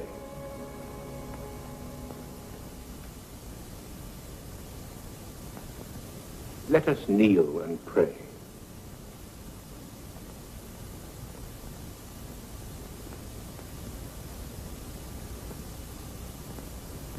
O Lord, look down from heaven. Behold, visit, and relieve this thy servant who is grieved with sickness. Have mercy on her, O Lord. Have mercy on this miserable sinner. Forgive her, and extend thy accustomed She's goodness. not a miserable sinner, and you know it. Oh, God! You know Vinny is not a miserable sinner. She's a fine woman. She shouldn't be made to suffer. It's got to stop, I tell you. It's got to stop. Have mercy, I say. Have mercy, I tell you. What's the matter, Claire? What's wrong? Vinny. Vinny, what are you doing down here? You shouldn't be out of bed. You get right back upstairs. I heard you call. Do you need me? Vinny, I know now how much I need you. Get well, Vinny. I'll be baptized. I promise. I'll be baptized. You will? I'll do anything. Oh, Claire. We'll go to Europe, just we two. You won't have to worry about the children or the household accounts. Vinny. Don't worry, Mr. Day. She'll be all right now. Bless you for what you have done. What'd I do? You promised to be baptized. I did? Oh, Gad!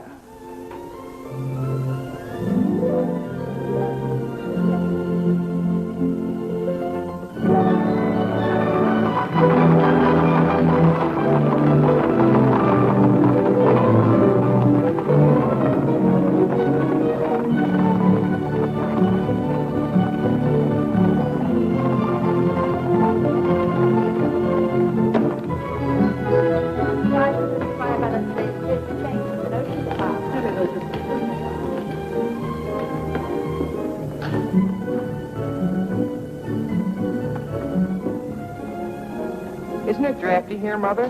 Shall I get your coat, Mother? The No, doctor said thank mustn't you. take cold. I'm quite comfortable, thank you. Come on now, let's stay together. Holland, don't you get lost again. Aren't the hats lovely this year? Ostrich feathers. You wouldn't wear that hat, would you, Mother? I think that's very pretty. I think they're all pretty. Oh, I do need some pink silk thread. Oh, isn't this applique beautiful? Just arrived from Paris, madam. It's charming. What are you looking for, Mother? Oh, I'm just shopping. I think I'll just take a plain one. But this is the very latest. We've only had them in a few days. Remember, Mother, this is your first day out. You mustn't get too tired. No, I'm saving myself, dear. I have to. Cousin Cora's coming tomorrow. She is? Does Father know about it? Not yet. Is Mary coming too? Yes, dear. Holland, don't touch things. I'll bet you knew it. No, Look, honest, Mother, I did. just like Father. Not tomorrow. This is Aren't right. the sleeves a little long? Exactly well like across the yours. shoulders. Come on now, Holland. How about Take my the hand. sleeve? Don't get lost again. Do we have any more of this material? Yes, we do. George, Thank I you. want you to touch things. This one is genuine imitation Dresden. The original design by Duryea. John, isn't this the darlingest thing? It's exactly what I've always wanted. How much is this lovely pug dog? $15, ma'am. $15? Gee whiz, Mother. We can buy a real-life bloodhound for $5. Oh, isn't he perfectly adorable? Oh, I shouldn't. I know I shouldn't. This is Dave. Oh, Mrs. Whitehead. How nice to see you. Are you quite recovered? Almost. This is my first day out. We've missed you at the church. You remember Mr. Morley? How do you do, Mrs. How do you do? Mr. Morley preached the Sunday Dr. Lloyd was ill. Oh, yes. I can't tell you how much I enjoyed your sermon. Even my husband enjoyed your sermon. We've just come from the board meeting of the Foreign Mission. I'm taking Mr. Morley home to lunch. I had to drop in here to pick up a purchase. I won't be a minute. Is your parish in the city? Yes, it's on the outskirts. My church is in Audubon Park. Oh, way up there. Oh, are you acquainted in Audubon Park? No, I don't believe we know a soul there. Mr. Morley, would this be possible? My husband, Mr. Day. If we lower the collar, it'll be a very fine fit. You won't find a better suit of clothes in the city for $15. Oh, it's not the price. It's the money. Thank you for holding it for me. Welcome. Goodbye, Mrs. Day. I hope we meet again soon. Goodbye. It was very pleasant meeting you again. I think it was divine providence. I shall be delighted to be of service. Goodbye, Mr. Morley. Goodbye. May I work it? Oh, no, it's against the rules.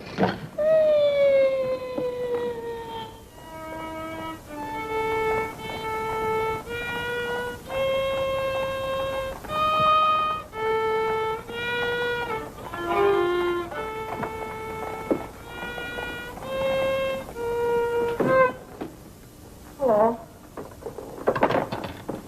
What did you bring home more medicine for? Dr. Bartlett paid us off, didn't he? Oh, yes. Oh, Jiminy, you scared me. I've got to take $15 right down to McCreary's. I bought a suit there this morning, and I said I'd have the money this afternoon. Gee, that's too bad. What's too bad? Well, you see, Clarence? What? Dr. Bartlett paid us off in medicine. Oh, God! Well, he thanked us, too, for our services to mankind. But my suit, I've got to have it tomorrow. And besides, they're making the alterations. I've got to have $15. Maybe you could offer them 15 bottles of medicine. Oh, they wouldn't take it. McCreary's don't sell medicine. Father.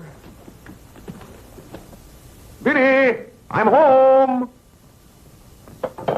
Good afternoon, sir. How's your mother, Clarence? Oh, the ride this morning did her a lot of good. She'll be well enough to go to church with us next Sunday. Ah, fine. Father, have you noticed I haven't been kneeling down in church lately? Don't let your mother catch you at it. Then I have to have a new suit of clothes right away. That doesn't make sense. I can't do anything in your clothes that you wouldn't do. Well, if my old clothes make you behave yourself, I don't think you want to wear anything else. Oh, no, you're you and I'm me. I want to be myself. I mean, suppose I should want to kneel down in front of a girl. Why, in heaven's name, should you want to do a thing like that? Well, I've got to propose to a girl sometime. Clarence. Well, not right away, but for $15 I can get a good suit of clothes. Clarence, you're beginning to talk as crazy as you... Hello, Vinny. You're feeling better today, huh? Much better, thank you, Claire. You don't have to hurry home from the office every day like this. With business the way it is, there's no use going to the office at all. Yes, you do look better, Vinny. What did you do today? Well, I got a carriage and took the boy for a ride, and we stopped in at McCreary. And, oh, Claire, I've the most wonderful news for you. Who do you think I met? Mr. Morley. Morley? Never heard of him. Remember that nice young minister who substituted for Dr. Lloyd one Sunday? Oh, yes. Bright young fellow. Preached a good, sensible sermon. Short one, too. Ought to be more ministers like him. Well, Claire, his parish is in Audubon Park. You know, way up above Harlem. Nobody knows you up there. You'll be perfectly safe. Safe? Vinny, what the devil are you talking about? I've gone all over everything with Mr. Morley, and he's agreed to baptize you. Oh, he has. The young whippersnapper. Very nice of him. We can go up there any morning. We don't even have to make an appointment. Who said I was going to be baptized at all? Why, Claire, you did. Now, Vinny. You gave me your promise, your sacred promise. You said I'll be baptized. I promise I'll be baptized. Well, what if I did? Claire, aren't you a man of your word? Vinny, we all thought you were dying. So naturally I said that to cheer you up. As a matter of fact, the doctor told me that's what cured you. Well, it seems to me pretty ungrateful of you to press this matter any further. My being well has nothing to do with it. You gave me your word. You gave the Lord your word. And you're going to march yourself up to Mr. Morley's church some morning before you go to the office and be christened. If you think for 1 minute... What in the name of heaven is that? If you think I'm going to let you add the sin of breaking your solemn and sacred promise... I demand to know what that repulsive object is. It's perfectly plain what it is. It's a pug dog. What is it doing in this house? I wanted it, and I bought it. You spent good money for that? Claire, don't try to change the subject. How much did you pay for that atrocity? I didn't pay anything for it. I charged it. Charged it, I might have known. How much was it? $15. $15? Claire, For that eyesore? don't you call it lovely work of art an eyesore? It will look beautiful sitting on a red cushion by the fireplace in the living room. If that sits in the living room, I won't. Furthermore, I don't even want it in the same house with me. Get it out of here. Claire, you're not going to get out of this room until you set a date for your baptism. I'll tell you one thing. I'll never be baptized as long as that hideous monstrosity is in this house. All right. All right. Clarence. That pug dog goes back this afternoon, and he's christened first thing in the morning. You heard him, didn't you, Clarence? You heard him say that he'd be baptized as soon as I got this pug dog out of the house. You hurry right back to McCreary's with it, and be sure they credit us with $15. Oh, Mother, while we were at McCreary's, I happened to see a suit I'd like very much, and the suit was only $15. Well, Clarence, I'm afraid your suit will have to wait until after I get your father christened. Well, no, I meant that since the suit cost just the same as the pug dog, if I exchanged the pug dog for the suit... Why, yes. Then the suit wouldn't cost your father anything. Why, how bright of you, Clarence, to think of that. I'd better start right away before McCreary's closes. Yes. Now, let's see. If we're going to take your father all the way to Audubon Park, Clarence, on your way back, you stop at the livery stable and tell them to have a cab here at 8 o'clock tomorrow morning. Mother, a cab? Do you think you ought to? We can't walk all the way to Audubon Park. But you know what a cab does to Father. This is a very important occasion. All right. Get one of their best cabs, the kind they use at funerals. Well, those cost $2 an hour, and if Father gets mad... Well, if your father starts to argue in the morning, you remember. Oh, he agreed to it. We both heard him.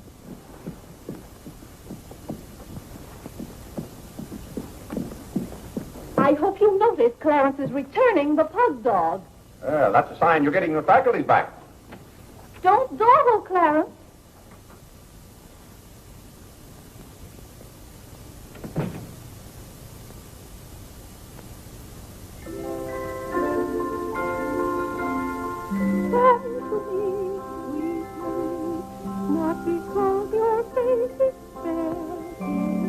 Vinny, it's good to hear you singing again. But your smile so pure and sweet makes my happiness complete. Makes me falter at your feet, sweet Marie. Oh, on the way uptown, I stopped in at Tiffany's and bought you a little something. Thought you might like it. Claire, what a beautiful ring. I'm glad it pleased you. Oh, Claire, how sweet of you. I don't know how to thank you. Well, it's thanks enough for me just to have you up and around again. You know, when you're ill, Vinny, this house is like a tomb. There's no excitement. That's the loveliest ring you ever bought me. Now that I have this, you needn't buy me any more rings. Well, if you don't want any more... What I'd really like now is a nice diamond necklace.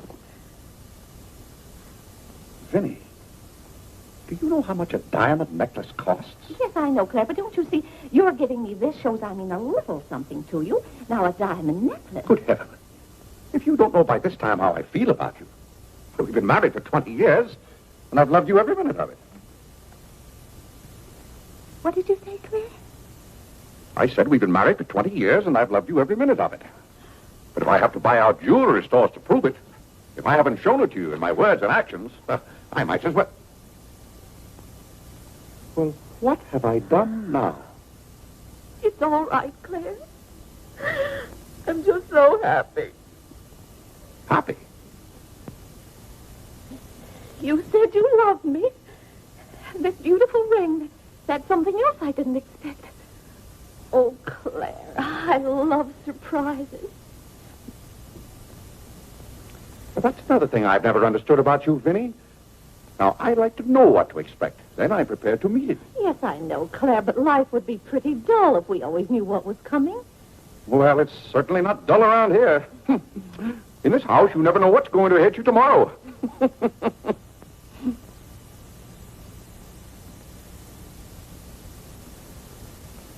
Every daisy in the dell knows my secret, knows it well, and yet I dare not tell thee, sweet Marie, sweet Marie, Sweet Marie, come to me, come to me. not because your face is fair, love to see. Love to see. Every daisy in the dell knows my secret, knows it well, and yet I dare not tell. Sweet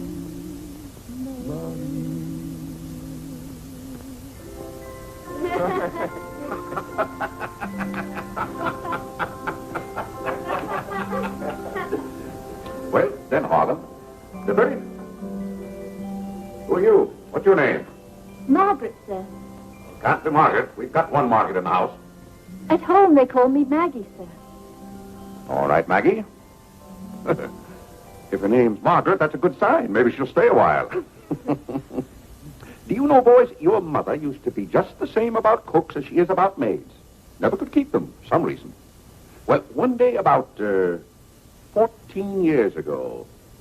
Yes, it was right after you were born, John. My, you were a homely baby.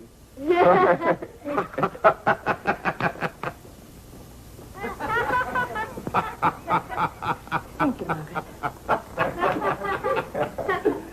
Good morning, boys. Good morning. Good morning, Mother. Good morning, Claire. Morning, Vinny. Why, you look as though you were dressed for a wedding.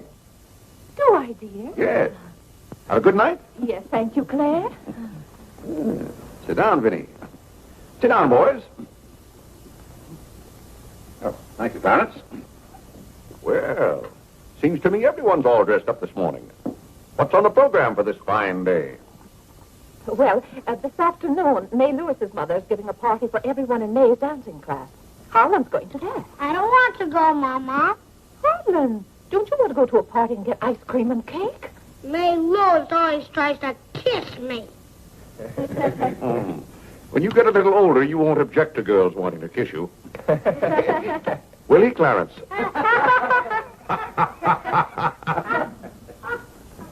This is for you, Mr. Day. Where shall I put it? Oh, that's for me, I think. Take it upstairs, Maggie. Wait a minute, Maggie. Bring it here. Let's see it. See, it's for me, Father, Clarence Day, Jr. Let me look. Well, that's from McCreary's. And it's marked charge. What is it? Claire, it's all right. It's nothing for you to worry about. Well, at least I think I should know what's being charged to me. What is it?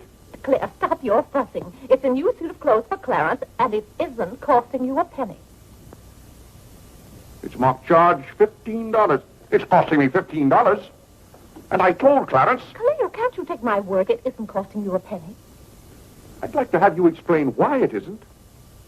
Because Clarence took the pug dog back and got the suit instead. Of course. And they've charged me $15 for the suit. Nonsense, Claire. We gave them the pug dog for the suit, don't you see? Then they've charged me $15 for the pug dog. But, Claire, they can't. We haven't got the pug dog. We sent that back. Well... But... Well, now, wait a minute, Vinny. The suit... Well, there's something wrong with your reasoning. Well, Claire, I'm surprised at you when you're supposed to be so good at figures. That's perfectly clear to me. Vinny, they're going to charge me for one thing or the other. Don't you let them.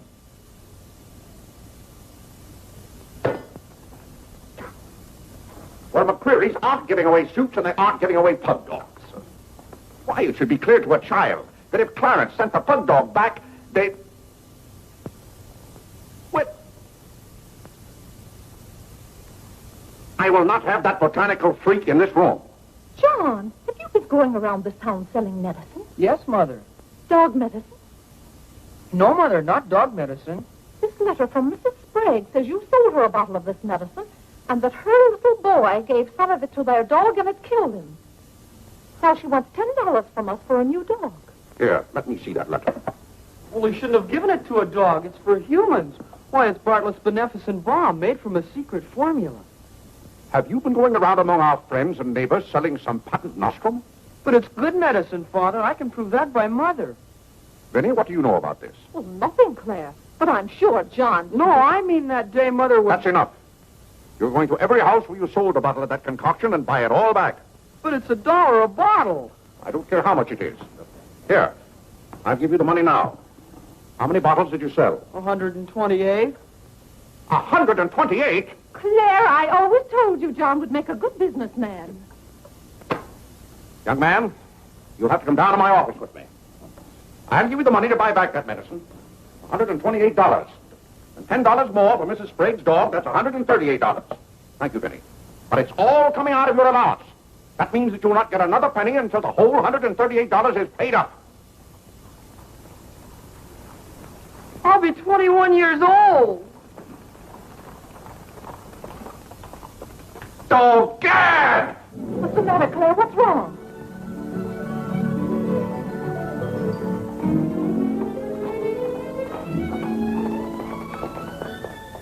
Those gypsies are back.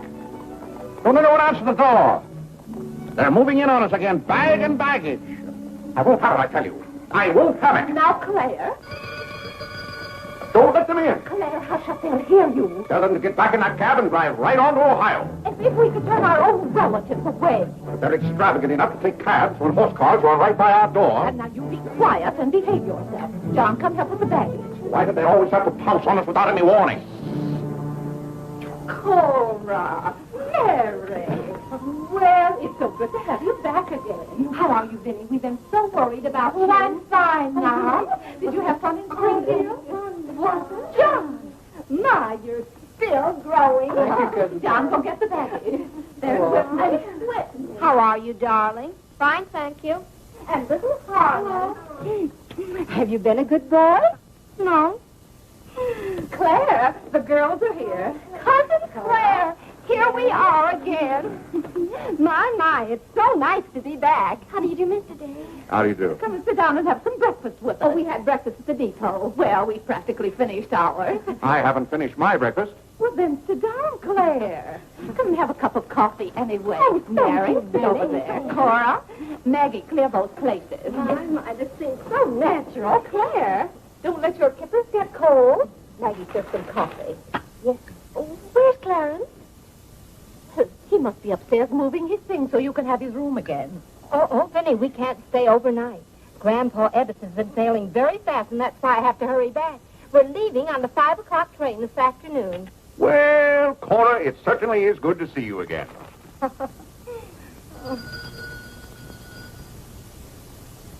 Well, who can that be? Well, this time it can't be another special delivery letter for Clarence. While you were in Springfield, our postman was kept pretty busy. It's the cab, ma'am. Cab? What cab? The cab that's to take us to Audubon Park. Oh? Who's going to Audubon Park? We all are.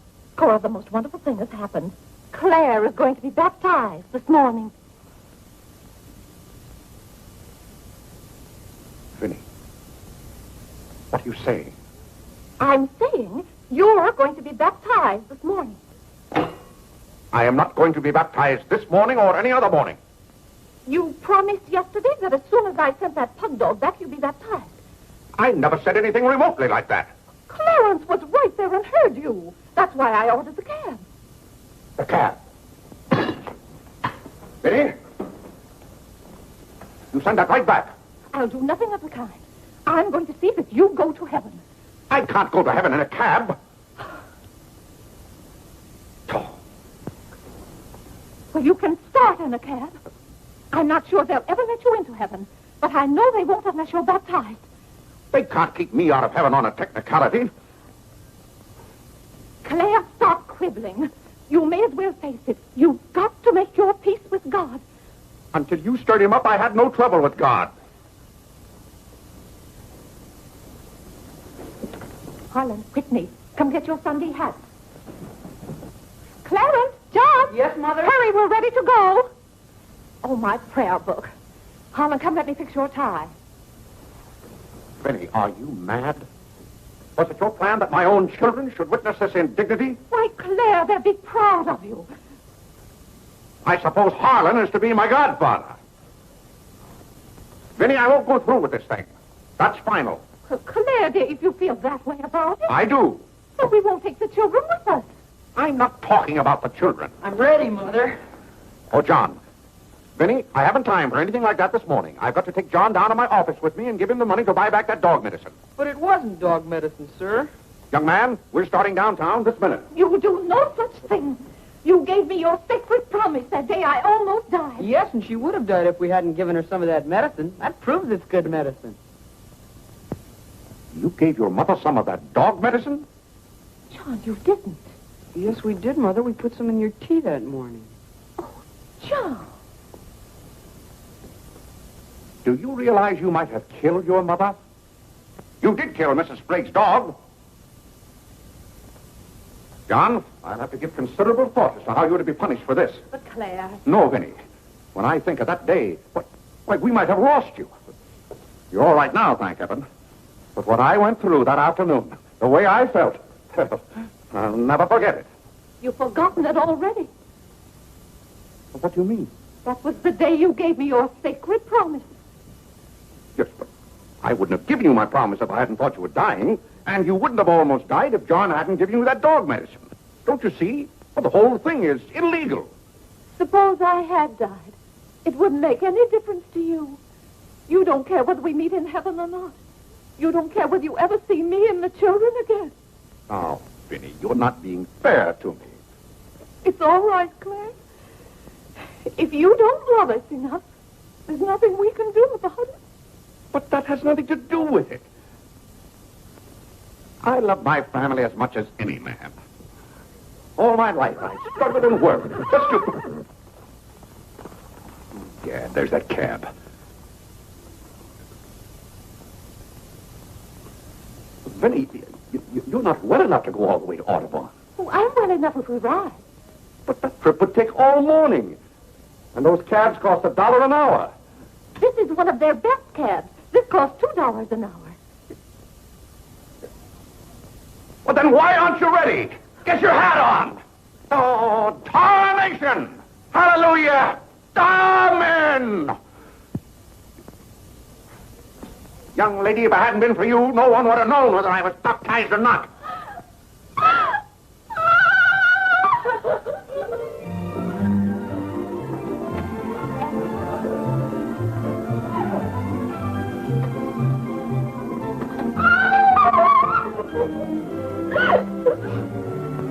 Oh, Gad!